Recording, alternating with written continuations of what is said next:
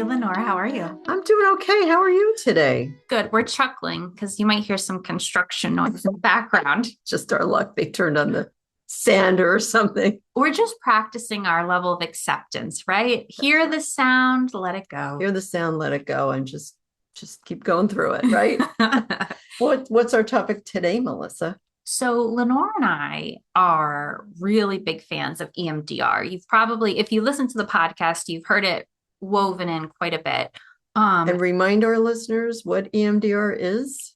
eye movement desensitization reprocessing. And it's a really good therapy for people with post traumatic stress disorder, negative core beliefs, any traumatic incidents, really. Any traumatic incident, and it really, really works. Mm-hmm. But let's back up before we start. I don't know if a lot of people know this, but in order to be licensed by the state, we have to fulfill certain requirements. And every state has different requirements, but they're actually pretty lengthy. After grad school, we have to do 3,000 hours. Some states it's 5,000 hours of supervision. So in other words, we see a client and then we talk to our supervisor about it. Would you have handled it this way? Wouldn't you have handled it this way? And they give us ideas. We have to do that. And then we have to take a test. And what else do we have to do? There's tons of training, ongoing trainings, Tons of trainings that we have to take to keep our licenses. lots of ongoing supervision, lots of ongoing advanced training. So if you're working with a therapist who's licensed, they're constantly working on their craft, which is Constantly. important and beautiful. But that is an important thing because if you're coming to therapy, you're coming probably with some level of nervousness or hope that this person's going to be able to handle what you're giving them. Right. And when we use the word supervision, what we mean is somebody that has a lot more experience than we do that can say to us, hey, maybe you handle this client this way, or maybe you did this incorrectly, or what do you think about this? Or they really do make you think, and sometimes they make you sweat, and they make you a better therapist, a better counselor. Yes, you have to sweat, you have to cry in therapy or in supervision. Feels like therapy sometimes. You have to kind of work out those kinks because everyone's nervous system is different. So there's no one size fits all. So these are the hoops that we have to go through. And it is a lot of time and a lot of money, a lot of training where a coach doesn't have any of these requirements. Right. And I think coaches serve a specific niche, but I think you want to do your research depending on what your needs. So if you are someone that has, more complexities, I think a licensed practitioner would be really important. And then if you are, a learner like Lenore and I, in addition to all of that, you get trained and specialized in a couple other niches. So Lenore was EMDR trained before I was.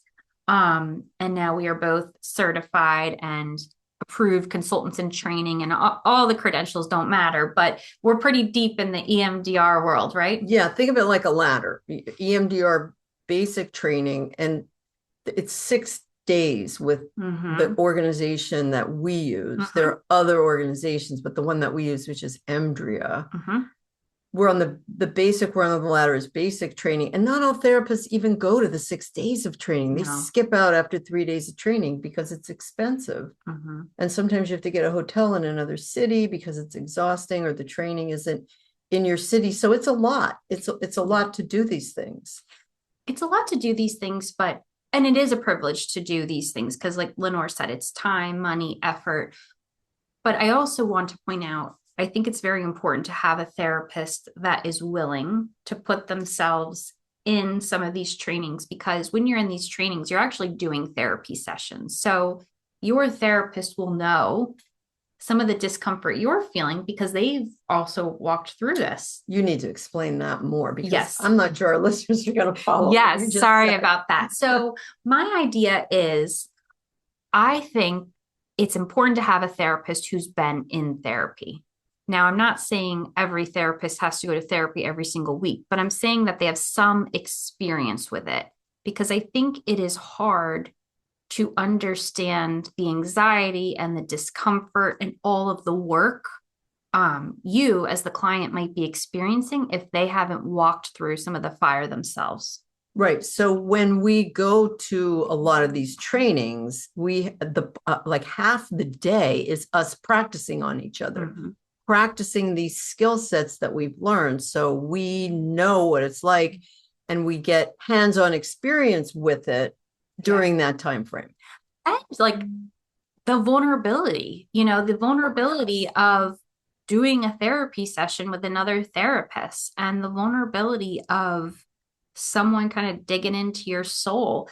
And again, I think that's part of this whole process is, I've been a client and I've been a therapist. So there is some empathy when my clients roll their eyes at me and says, "What are we doing today?" Or "You're going to make me cry," or "What's this?" There is some empathy because I've been on both sides of the couch. Right. And do therapists have therapists? Yeah, we can have therapists. We should have therapists, but we also have supervisors. And I think the word should be different. I do too.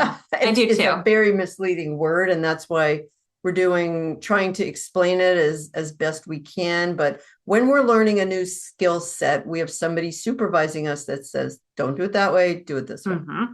Yeah. And it's so important because you as a therapist can get tunnel visioned. You can think this is what needs to happen, or this is the protocol, or this is the modality. But good therapy, in my opinion, is a mixture of art and science. Oh, absolutely. And by that, EMDR has a very specific protocol that you have to use. You have to step 1, step 2, step 3. If this doesn't work, go back to step 1. But there's a little art in there as well. There's an art. And there's a dance. There's a dance where some of my clients are such good visualizers. And others of my clients, they can't visualize anything, but they feel it, So I'm not going to beat into everyone. They need to visualize it because that's not. Everybody's brain doesn't work that way. Yeah. Yeah. So can you describe, so we talked about EMDR basic training is 6 days, 6 full days. And half of those days are practicum where you're practicing on each other. Yes. Right. And then after you do that, what's the next step? So after those 6 days, actually, sorry, back up. 3 days of training, and then there's a piece before you get the second 3 days of training. Yes. Sorry about that. That's okay. So it's 3 days of training, long laborious days. Yeah. And then in between that section, you're doing 20 hours of supervision, which sometimes is with a group of clinicians and sometimes it's just yourself as you're really honing in those skills you learned the first 3 days. And then you conclude that basic training, the additional 3 days. Right. And there's also some additional courses you have to take and learnings you have to take. So that first piece of being basically trained for EMDR, the way we did it via EMDRIA, which is the International Association, that's the highest accrediting, that's about 50 hours. Oh, wow. It's a 50-hour commitment between 50 hours, in person and the supervision. So it's a commitment. Plus, to continue our basic trained, we have to do it with 50 clients. That's right. I forgot about that. So this isn't just like I did the weekend training and I checked off the list. This is, I have to actively practice this with 50 individuals, which is a lot, and it demonstrates that you know what you're doing. Right. Practice makes perfect. Practice makes perfect. And you have a lot of different scenarios, a lot of different situations. Some people kind of follow the protocol by the book, and some people are so off the protocol that it challenges you as a clinician to kind of bring them back. Yeah. But then after the basic training, what is the next step? So if you fell in love with EMDR like Lenore and I and want to continue, the next step is to become certified. Right. So as a certified EMDR therapist, you have to do 12 more hours of education, and you need to do I think it's 20 more hours of supervision. Was it 20? It's 20, and I think, what Mhm. did you say? 5 of it can be in a group. Yes. Five hours of that can be in a group, Yes. and 15 hours can be individual. Is that the minimum on a group, or That's I don't know the you answer. you can do all individual, but some people like a It's little bit of group. expensive. It's It's expensive. It's a expensive. commitment. So people like to mix and match, and then you have to continue practicing with again at least 50 hours of ongoing client care.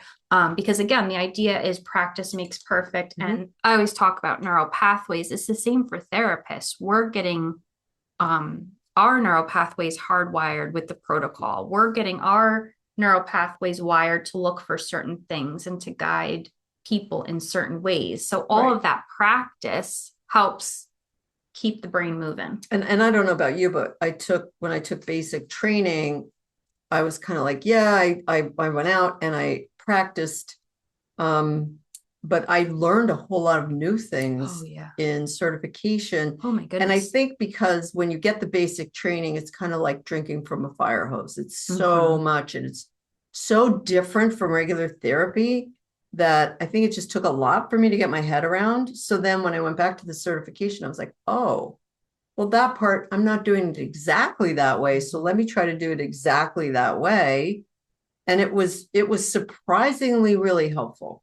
Oh yeah. It's that fine tuning, right? And also we have to do that 12 hours of continuing training. I did a lot of my advanced training in addiction because that's my background, and complex PTSD because those are my two most popular groups of people I see. And that again, it kind of hardwires it even more of like, oh, that makes perfect sense with that group, or oh, that makes perfect sense with this personality type or this nervous system. And so yeah, it really does fine tune the craft. And there are a lot of other different organizations that do EMDR training. What do you think of those? I think if you can commit to doing it via EMDRIA, they have several offshoots. That is very important because the it's the highest regulated one. So I am very leery of trainings that you can do in a day. I'm Yeah. very leery of trainings that you can just do online and maybe take a quiz and then get the credentials slapped on you. That worries me because this is such a robust and scientific model that I think the rigorousness of EMDRIA is very important. And I think if you're someone who has a nervous system that needs EMDR, you probably need someone that's very strong in it and very well trained in it. Right, because you're threading a needle between upsetting them a little bit and upsetting them too much. Mm-hmm. And recently I've seen some social media posts about EMDR that were kind of like, actually one of them was one of the comments was, my sister tried it and she ended up in an inpatient unit. Oh, and I was like, well, I'm not sure that was an EMDR certified clinician. In fact, I'm pretty sure it wasn't. Yes. Because we do all kind of measurements before. We do. And to Lenore's point, it's a dance. We want to see you experience some discomfort, an appropriate level of discomfort, but we are titrating it so we don't overwhelm you. And that takes practice. That takes a lot of practice and a lot of feedback about where that person is. And then as a clinician, you have to back it off, push it, back it off, push it, and keep them so that they're okay and that they don't end up in it. I mean, that was right. horrible. That's horrible. That's horrible. And that should never happen in EMDR. No. And so I think if you are a client listening to this, I know this might be a little more geared towards other therapists, but if you're a client listening to this, I think when you see a therapist, you should ask them questions. You should find out if they're certified. And you can find out if they're certified. How do you find out if they're certified? Well, I encourage you to ask your therapist, but you can also go on emdria.org and just type our names in, and it'll pull up all of our credentials and our practice and where we are. All of us. So you can find somebody. EMDRIA.org. and just find a therapist, and you can search by your zip code, which is really lovely. But I think it's important to ask your therapist what their training is, what their background is. I think sometimes we're conditioned to think people are in a position of authority. We shouldn't ask them questions, but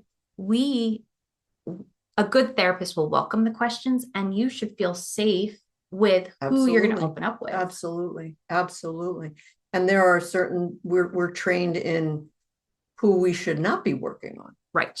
Right. Because we don't want them to go into that sort of a situation. Yes. EMDR is not appropriate for every single person.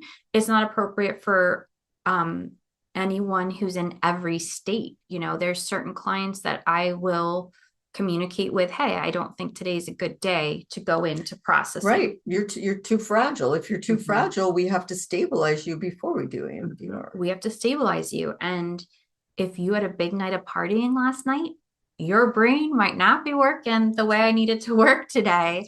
If we're doing some bilateral stimulation, and again, that's not a judgment. No. But it's more of an awareness of the science of, you might be quicker to get hurt today. You might be quicker to be flooded, and I don't want that. No, if you just broke up with your boyfriend, we're not doing it that day.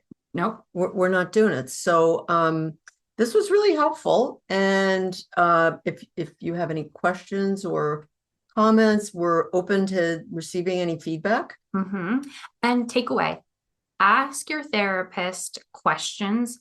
If you're a therapist looking for consultation, ask your supervisor questions. I think that's how you start to build that relationship of like, hey, are we going to be a good fit? That's right. And Melissa and I both do, now that we're certified, we can help other EMDR basic trained therapists to become certified. So if you want, just reach out to We Have Alley Counseling. All right. All right. Thanks. What do we always say, Melissa? It's all going to be okay. It's all going to be okay. That's right.